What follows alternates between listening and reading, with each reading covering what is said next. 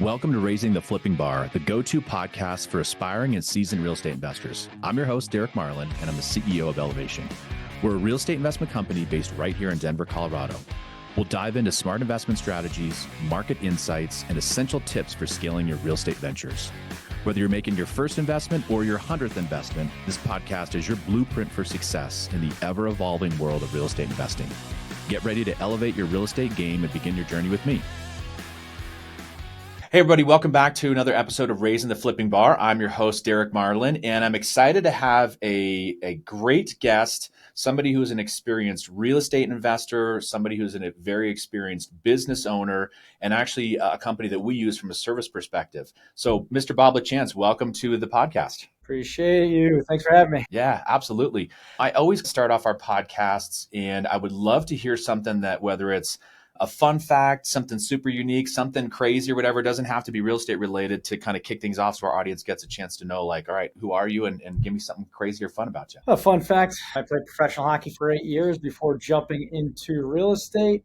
Everyone always asks me if I have all my teeth. So this one, the front one here, is fake. So that's a quick fun fact. I love it. Okay, that also means that you were obviously a very high level hockey player because you don't have all your teeth, or you've got one that's fake. So that, to me, not knowing much about hockey, that legitimizes everything. It does.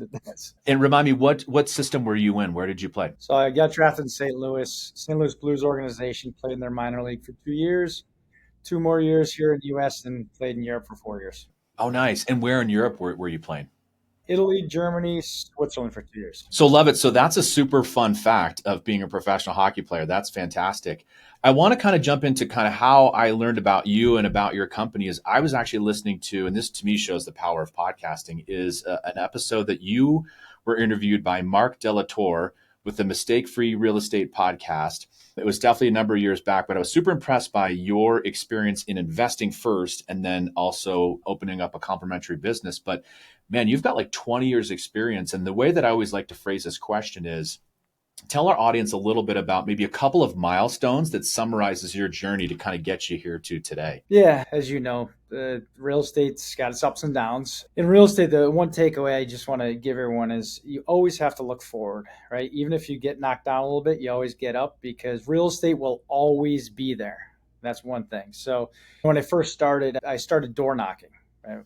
So when I first got in, I had a list of pre-foreclosure properties, door knocked. And then once I started door knocking, these are all pre-foreclosure. I learned how to do short sales. And then after that, I learned how to own a business. And then I got into real estate education. These are just some milestones. And then while I was in real estate education, I was coaching, also doing the business. Fast forward, I got into the virtual assistant world. And then I'm out of coaching, but now I own multiple businesses, not only in the virtual assistant world, but also in wholesaling world, if you will. Nice. Okay, perfect. I also kind of want to hear a little bit about your experience with Fortune Builders, because that was a really big brand. It was a TV show, or the folks up in New Haven that were on that TV show. Tell us a little bit about your experience there, because I think that's unique and not a lot of people have that, and things have evolved a lot since then. But tell me a little bit about that. It's pretty funny story. So when I started investing back in 2004, those guys, Dan, Paul, Conrad, who own Fortune Builders, obviously are good buddies. They're investing in Connecticut as well. This is before they moved to California. And we met each other through the Real Estate Investing Association. Obviously, I played pro hockey. Than played pro football. So there's an instant connection there.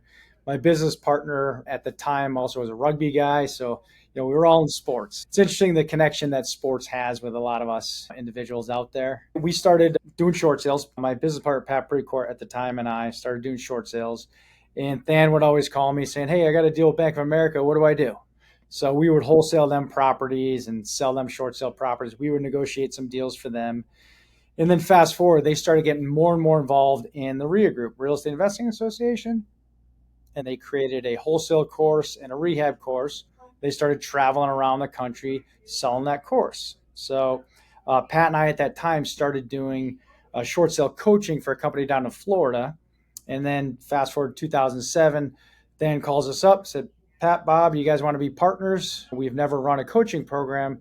Let's sit down. So we mapped it all out, and we ended up partnering for a long time until right around COVID time. So we were working with those guys for a long time and helped them build up the back end of it while they took care of A lot of the businesses are that other side of it, marketing, sales, and we handled the fulfillment and helped grow that in the back end, which was an awesome, awesome time. Love it. Okay, wow, that was a lot longer journey than I thought because that show had been only out for a little while, and then the Fortune Builders brand was really kind of large and traveling all around for a while. But I didn't know that you guys worked together for that amount of time. It was awesome. I know one of the things that I got out of it was obviously I learned so much. Literally, I got an MBA in business through all of that process, growing from zero to, I don't know what the exact sales was, $200-300 million. I could be off by a little bit, but they started growing the company, and it was an awesome journey. And I learned a lot, and I got to see things behind the scenes that I never got to see in a hockey locker room. That's for sure.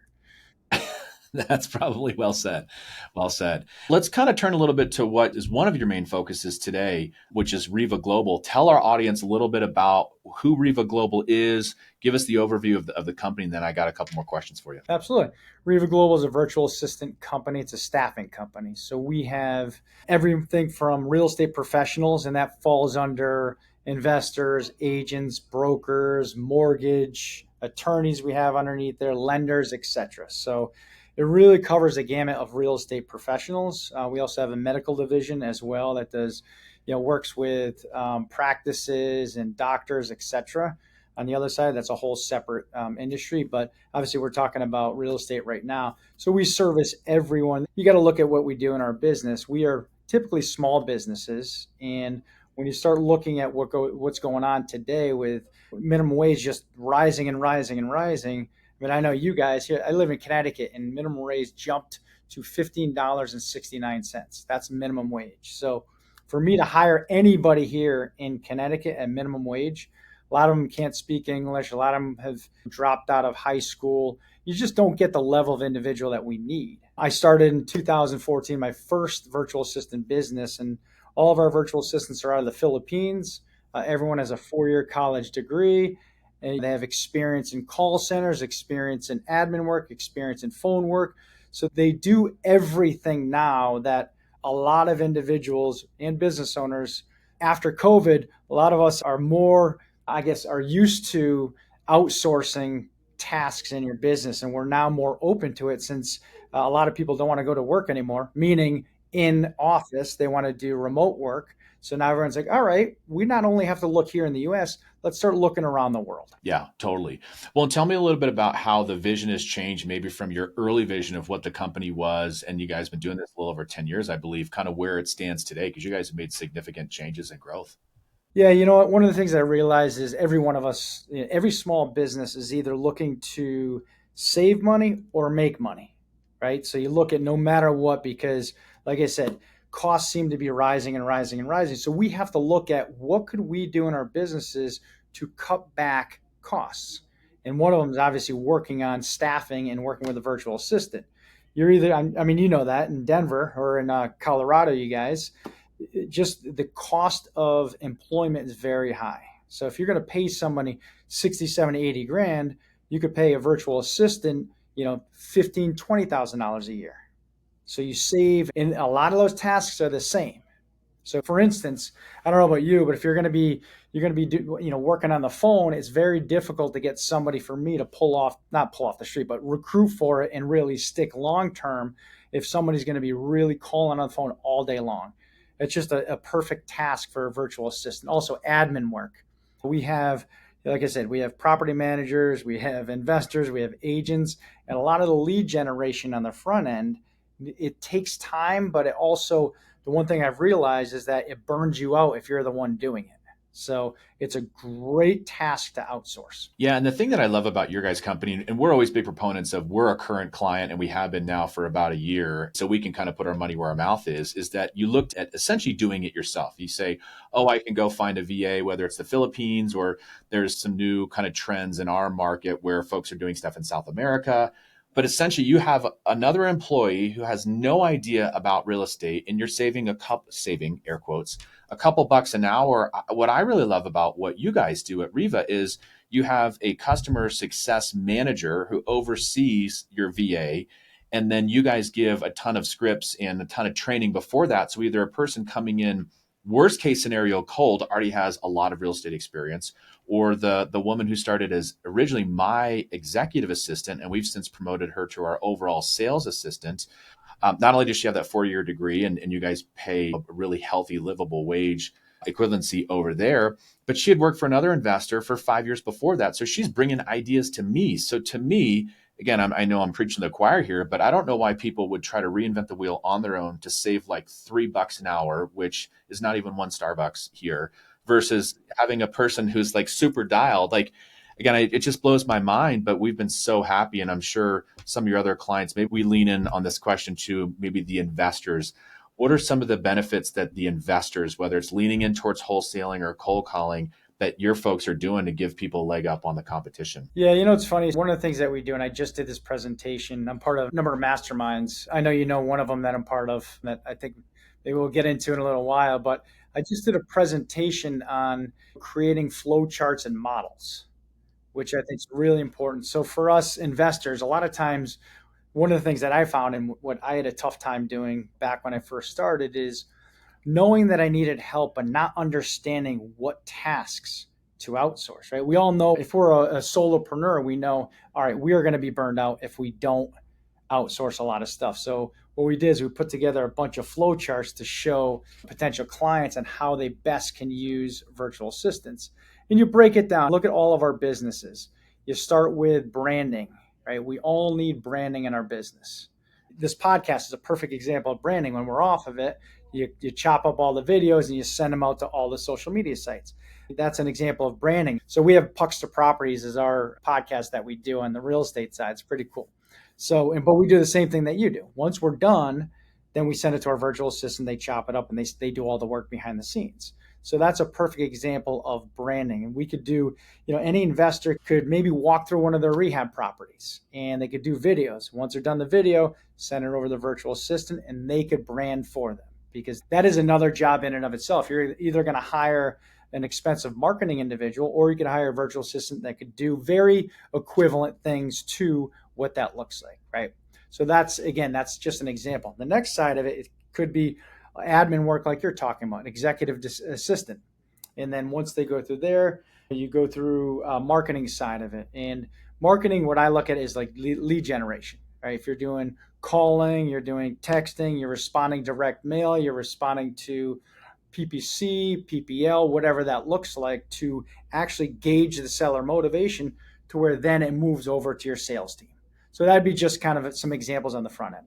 Well, one of the cool things that we found out that I just didn't know, and I probably should have researched a little bit more, but culturally, folks in the Philippines, and this is just at least what we found, are super task oriented and super, well, that fulfills at least the folks that we've worked with. We learned along the way to be really organized up front. And again, this is kind of that flip tip or pro tip for the folks listening and watching is, to your point, have the flow charts, have organized systems, give somebody the most robust job description that you can, because they will run with it and they will do so much. But early on, we found out that our assistant, Lay, who's just a rock star, didn't want to make a mistake. And for us, man, especially being investors, I'm like, our mantra is fail forward, go 100 miles an hour, do the best we can. We know we're going to mess up and that's okay.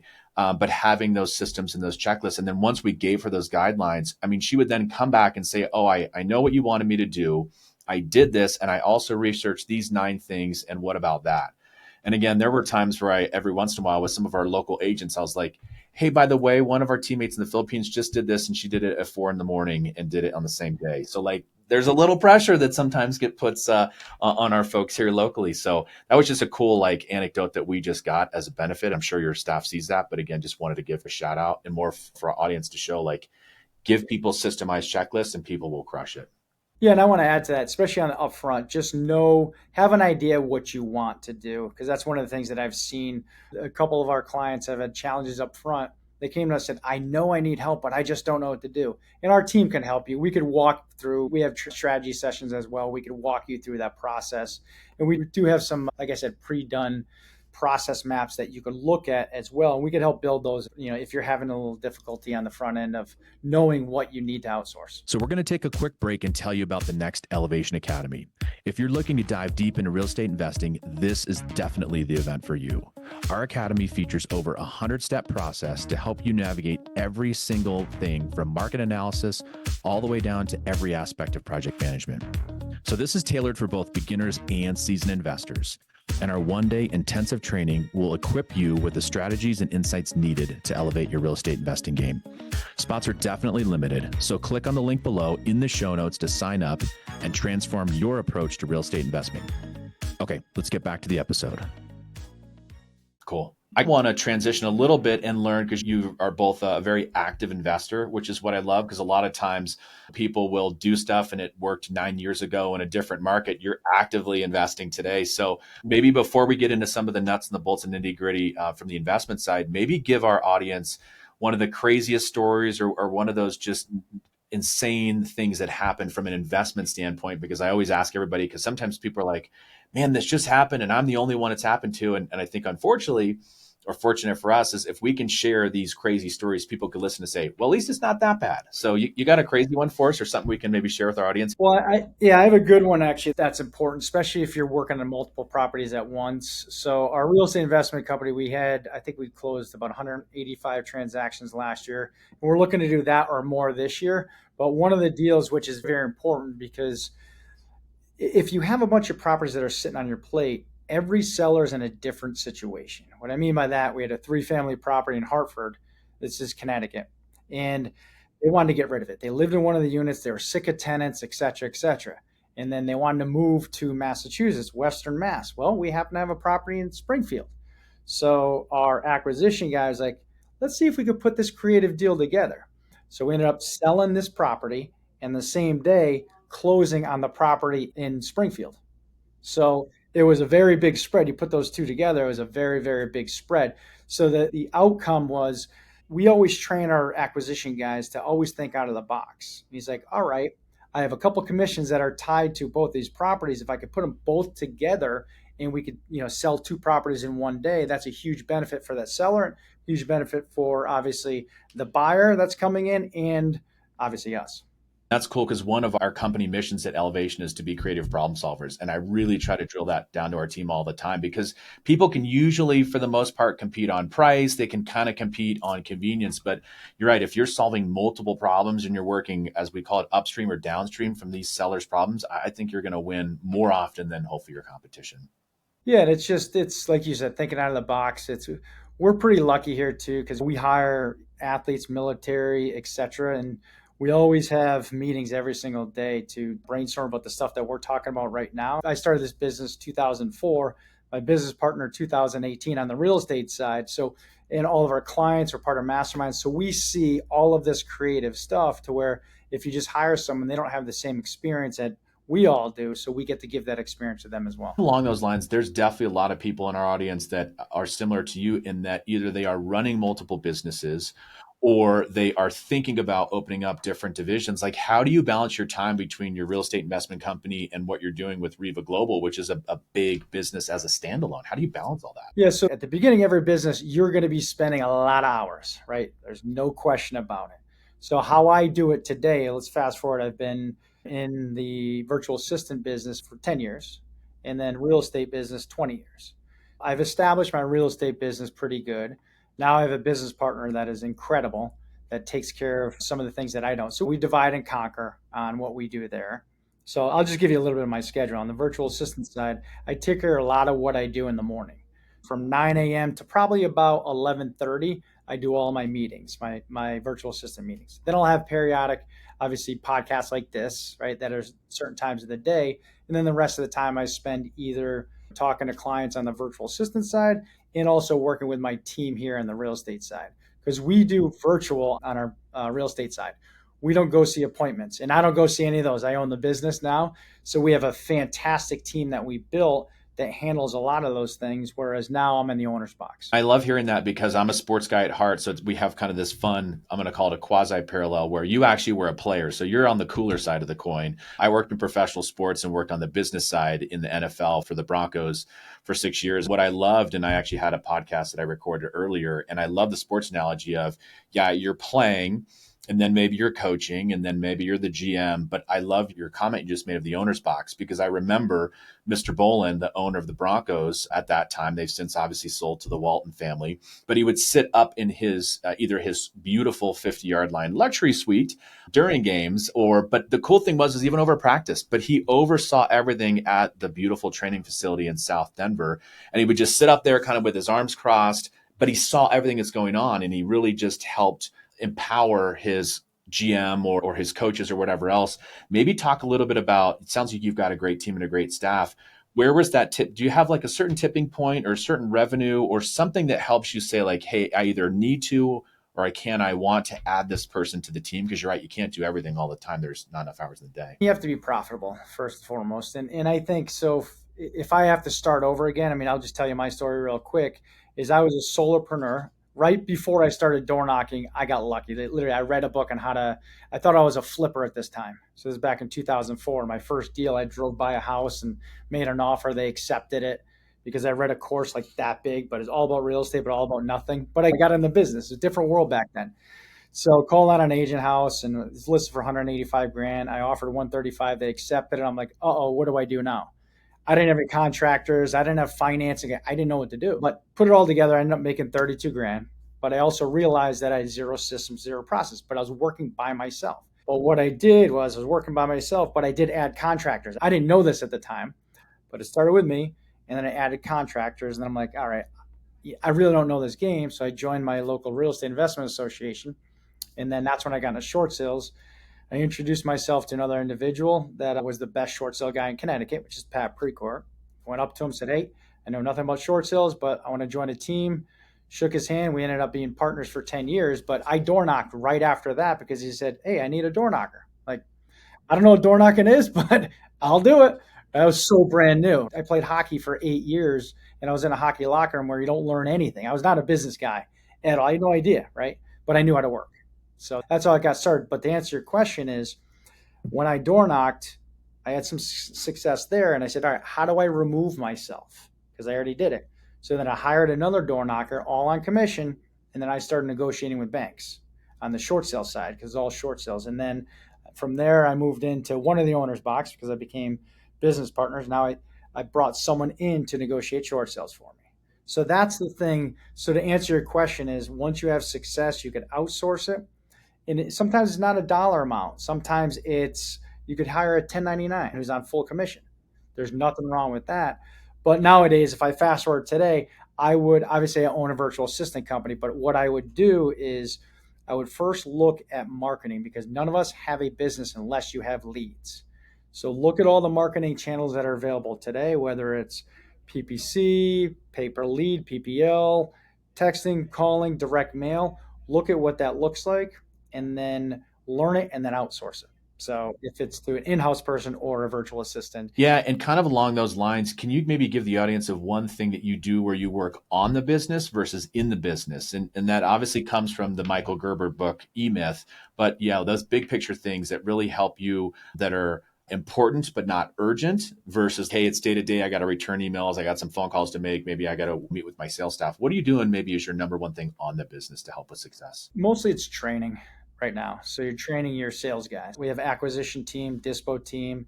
We have obviously virtual assistants that work with us, but mostly it's on the training side, because the better they get, the better off is for you. We're always looking to 3 months ahead. So we do everything quarterly. So we have quarterly bonuses, quarterly revenue, quarterly goals, etc. So we break everything up in a quarter. Next week, we have a consultant that's coming in for this quarter or for last quarter, just to see what we're doing to keep moving forward. So I would say training, and also having, many of us are small businesses, let's call it what it is, but there's individuals like yourself or myself that we could, have come in and just sit around, maybe have a beer or whatever, a coffee, and just talk about business and see where they're at and where you're at and set goals. I think that's in a very inexpensive way. If someone doesn't have the budget to bring in a consultant, just talk to investors in general that are more successful than you and see what they're doing. So I think that is one of the things that I would do differently, or not differently, that I would continue to do if you just started today. Yeah. And is there a certain either book that you recommend for folks in the business, or a certain podcast or some content that people can use as a good takeaway where you're like, you know what, if you consume this, this will really help get you further along? Yeah, besides your podcast, I 100% like, for me, the book that I absolutely loved is obviously Rich Dad Poor Dad. I just gave it to my 20-year-old son, but I would say Compound Effect by Darren Hardy. It just shows how the little things you do every single day starts compounding on each other. Because in real estate, and the older we get, it gets clearer and clearer and clearer. Real estate is not a get rich quick business. You have to look at it and say you will take your lumps, but in the end of the year, you're gonna keep moving forward. You're gonna keep moving forward. Because I could promise everybody, what they're starting today in real estate is going to be way different 20 years down the line. I look at what I did. I thought I was a rehabber. Then I was a short sale guy. Then I was a coach. I owned a coaching program. Now I'm in, virtual assistants. Now I'm wholesaling, doing all this kind of stuff. So it just changes throughout the process, but you have to have that vision and that focus long term. And what I like about that is you're right. Things change, your goals and your visions change. And even though I've got it a little kind of lower in my notes, but I think this is honestly the perfect time to bring it up, is we've talked in the past about different masterminds and different support groups. Is there something that you, maybe just your overall endorsement of masterminds, some of the stuff that you're a part of, because you can do the training, you can do the reading, you can then do the work. But if you don't have a community to lean into, and ideally one that's maybe a little ahead of you, I think it's great to give back, but maybe just talk about your experience with Mastermind and some of the things you've gotten out of it, or maybe some of the stuff you're a part of. Yeah, I'll add to that too. I mean, I also think if you're brand new, you should join a coaching program or a education program, something along those lines. That's first and foremost. I'm out of coaching now. I'm just saying it will catapult you to where you need to go, but you have to implement what you learn. That's first and foremost. So let's fast forward to now. I think once you hit a certain level, you should 100% be part of every community you can, and you should be joining masterminds, because the beauty of masterminds is you'll get people from every different state in the country, in every different level, in different industries, some self-storage, some apartments, some single family, and you get to hear different people's stories. I remember back 2005, there was a guy by the name, I think it was Michael Gerber. He was a sales and marketing guy, and he would have a CD that would come out. I think we were paying $100 a month. Every time that CD came out, it was the best, I think 30 minutes to an hour. But, it's just like a podcast today. But I would buy that, and it would be stories of other people's businesses. My point being is, if you get access to all of these individuals and you know their mistakes that they made, the wins that they made, how they overcame, adversity, you learn from all of this. And if stuff changes in different states, you know how to deal with it in your state. I love it. I definitely think that's something that our audience has to take away. I love it. Early on, you should get some education. And it's funny because that's where I got experience or exposed to fortune builders. Is when I first started, I originally was a sports marketing guy. Then I was in finance. My whole family is, I'm originally East Coast guy myself, and we were all Wall Street people. My family was, and I did finance for a little bit, but I'm like, how the hell do I figure out real estate? And so I did. I paid for and took every single course that I could take. And I always got up to the couple $100 range. I never took the leap at that point for the super premium packages. Looking back, had I done that, I probably honestly would have been further faster. So I thought I was figuring it all out. But whatever people's comfort level is, get some sort of education, get some training, find people who have done it and can help implement the system. And then you hit the nail on the head. You have to do it, and you have to do it consistently. And it's going to take twice as long as you think, but that's the only way to make this business work, no matter where you're at, in my opinion. Yeah. And like you said, every business is the same thing, right? It's whether it's real estate or another business, everything's got to be done consistently. That's a good point. And I see that to be a biggest challenge with a lot of individuals. They say, well, especially the joint coaching programs, this doesn't work, Derek. This doesn't work, Bob. But I only sent out one marketing campaign the last 2 months. Well, I mean, you got to do things every single day to move forward. I think that's super important. Well, and then you're going to have obstacles in your way too that you can't see coming. And so something I want to kind of ask you about is this NAR lawsuit settlement. I like it because you've got business experience, you've got real estate experience, you've got brokerage experience. I know we have another kind of parallel from licensing standpoint with EXP. Tell me a little bit about what you're seeing. And I love you can see stuff from a 30-foot perspective with all your clients across the country. Does this lawsuit have you freaked out? What are your clients saying? Just give me an overview of where you kind of think we're at, and then I'll ask you where you think we might go. Here's what I think. I don't know, but here's what I think. And I said this when it first started. I think that the mortgage companies, just like VA just came out with something, they're going to pad in the buyer's commission. This is just my opinion, because I'll tell you one thing. If you're dealing with an FHA buyer that's not sophisticated, they're not going to be driving around going to Zillow, knocking on doors, calling the seller, say, hey, could I see your house? It's not going to happen, right? So it's going to be and there's going to be levels. That buyer has to be protected. Could you imagine that an appraiser, if they got a hold of someone who's not educated, it just would be in the mortgage industry would handle all that. It just doesn't make sense, because I'll tell you what, I'm looking at a property right now. I don't want to call to get show instructions. I don't want to deal with the paperwork. I don't want to deal with the contracts. And we've been in business for 20 years. I think it's going to work itself out, to be 100% honest with it. So I'm not worried about it. We've been through a lot of, ups and downs, from, COVID back to the financial crisis, going backwards. And you always figure out a way around it. It always works itself out, because that NAR, that didn't make any sense. It still doesn't make any sense to me. No, I agree. I think, as they say, sometimes you can't fight City Hall. And so you're just going to sit on the sidelines. And what we're seeing is, I agree with everything you just said, but also that it's an opportunity, and it's going to further clear out the market from crappy agents, crappy investors, not everybody, and some crappy lenders. And then if you can just survive, I think truly heading into 2025, people can thrive. So I think that's obviously super important. Maybe a little bit of context would be great too, from your clients that you are helping. And then really you guys are in this as well, being a more expensive market, but Denver and Colorado in general is fairly expensive. You think about the Austins of the world, the Seattles, California, a lot of the Northeast where you're at. Are there certain things that folks that you're helping, maybe from REVA's side, that are helping them succeed in more expensive markets when it comes to the investing side of things? Yeah, a lot of things, it's direct to seller marketing. I know there's a lot of different rules and regulations in place for cold calling, text messaging. It's still going direct, finding them online, creating PPL, pay per lead, etc. It's still the same stuff that we've been doing for a while in our market. In Connecticut's a higher market too, in different areas, but it's going direct to seller and having multiple channels to get to those sellers, because if they see us, whether it's branding here online or whether it's going direct to seller, they're seeing you more and more. So I think that's still been working, because we're in how many different markets right now? We're in Connecticut, Massachusetts, Florida, Georgia. Where else are we in? I think a couple more markets. We got out of a couple of them. I think that ever since hedge funds stopped buying. So we're in some of those hedge funds area to sell them, but they pause on the buying. When they come back, we'll jump back in more in those markets as well. Yeah, and I think that it is a parallel of NAR a little bit as well. And that's another great thing that I wanted to bring up and be sensitive of your time. But yeah, working with institutions, we're very blessed to have that experience. You've done a lot with them.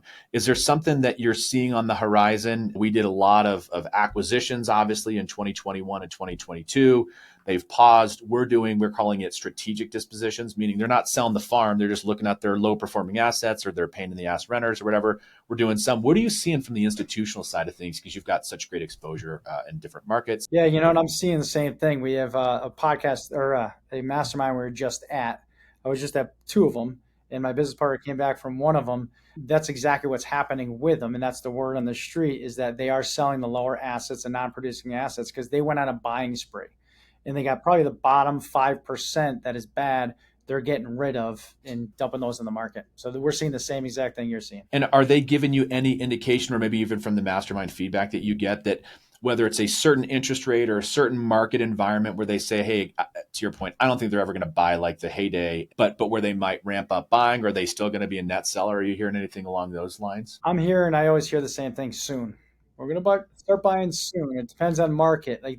I think they're still buying a little bit in the Sun Belt, but up here, they never really jumped into Connecticut. But I know that Ohio, things like that. But in Connecticut, we never had to deal with that. It's only the virtual investing where we found them. Okay. Interesting. Cool. Well, I'm going to give you a second to think of maybe something that you'd like to leave the audience with, and I'll do a couple of housekeeping notes on the way out. But we always say to everybody, obviously subscribe, but definitely interact with us. we've got a really exciting, very high level guest on the episode today, which we're super excited about. So just connect with us, whether it's about Colorado real estate, Denver real estate, whatever, just find a way to get involved with us. But Bob, I really want to thank you for your time, but I'd love to see if there's anything else that maybe we haven't covered or just some parting thoughts you want to leave our audience with. Yeah, I would say this a little bit what we talked about before. If you're newer to real estate, I would highly recommend building your community and working with mentors, working with coaching programs, things like that to get you to the next level and help build a foundation for you, because we all need a foundation in our business, right? And then if you're more seasoned, I would say jump into masterminds, listen to podcasts every single day, listen to people's stories, listen to their failures, so then you know where to go and how to help when you actually do get knocked down. That's okay. And I would continue to read books on tape. One of them would be Compound Effect. It was very instrumental for myself. Thank you so much. And just in general, thanks for starting up REVA Global. We've had great success with it. We're going to be adding new staff, and then we'll definitely put in the show notes for our audience, get you guys a great promo. Definitely can't recommend it enough. So Bob, thank you so much. Awesome. Thanks for having me. Appreciate it. We'll catch you on the flip side. Thanks for tuning in to this week's episode of Raising the Flipping Bar. If you found value in our insights and stories, let's keep the conversation going. Connect with me on social media and be sure to share this episode with friends or colleagues who might benefit. Your feedback and reviews help us grow and reach more listeners like you. So please, if you enjoyed this episode, leave us a review. Thanks again to the Elevation Academy for sponsoring today's show. If you're interested in learning more, click the link in the show notes below. And remember, every property tells a story, every deal brings a lesson. Keep reaching for those goals, and we'll catch you on the flip side. Hey, everybody. Thank you so much for listening and watching Raising a Flipping Bar. Just a basic overall disclaimer is that A, this is not legal advice. B, this is not tax advice. C, this is not financial advice. I hope you get the gist, but I'm obviously not a lawyer, not a CPA. Hell, I'm not even a real estate agent, actually. But in general, we hope you get a ton of value out of this, but there is a bit of a disclaimer. Please consult a professional if you have any questions whatsoever. Thanks for tuning in.